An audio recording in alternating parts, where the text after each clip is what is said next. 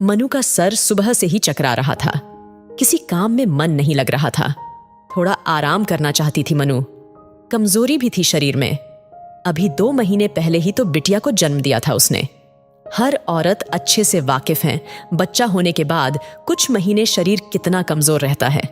खैर छोड़ो, फिर भी औरत की जिंदगी में 2 पल का सुकून मुश्किल है। सासू माँ खाने के लिए अलग आवाज लगा रही थी। ससुर जी अपने 2-4 दोस्तों को बुलाकर गप्पे मार रहे हैं। चाय नाश्ते का फरमान जारी कर चुके थे। बिटिया रानी माँ के दूध के लिए अलग बाजा बजा रही थी। और मनु का पता ही है, आपको सर दर्द से परेशान।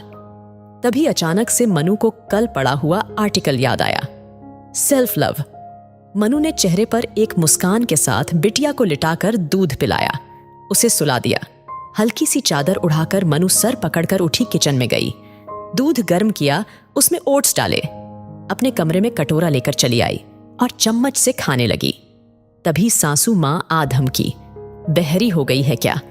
इतनी देर से शिव के पापा चाय के लिए और मैं खाने के लिए आवाज लगा रहे हैं। सुनाई नहीं पड़ता क्या तुझे? मम्मी जी, आपको पता है खाना बना रखा है, ले लीजिए। मेरा सर बहुत दर्द हो रहा है। मेरी बेटी छोटी है, आप लोग उसे लेते नहीं हो, मुझे ही देखना पड़ता है। अभी उठ जाएगी। जब तक सो रही हैं मैं भी थोड़ा आराम कर लूं। चाय आप बना लीजिए, नाश्ता डिब्बे में रखा है। इतना बोल मनु करवट बदलकर सो गई। सासू माँ पहली बार अपनी गाय सी सीधी बहू के मुंह से ऐसा सुन अवाक रह गई। कुछ कह ना पाई।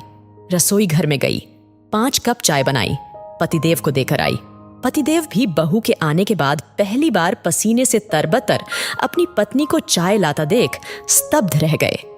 सासू माँ ने थाली में खाना लगाया, दही लिया, पानी लेकर अपने कमरे में आकर खाना खाने लगी। आज बाकी दिनों से 1 रोटी कम खा पाई।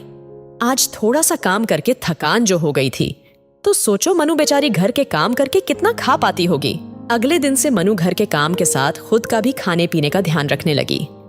सच बात है, हम औरतें खुद का ही आस्तीन का सांप होती हैं, जो कभी नहीं जान पाती कि खुद पर ध्यान न देकर हम खुद के साथ अन्याय कर रहे हैं। शरीर में जितनी ताकत हो उतना ही काम करो।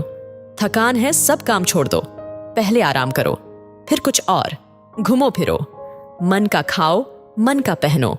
जीवन एक बार मिला है, कहीं बुढ़ापे में मन में कसक ना रह जाए कि घर गृहस्थी के चक्कर में खुद पर ध्यान नहीं दे पाए। सासू माँ, ससुर जी भी अब मनु के बदले रूप को समझने लगे हैं। अपनी पोती को खिलाते हैं जब मनु काम में लगी होती है या आराम करती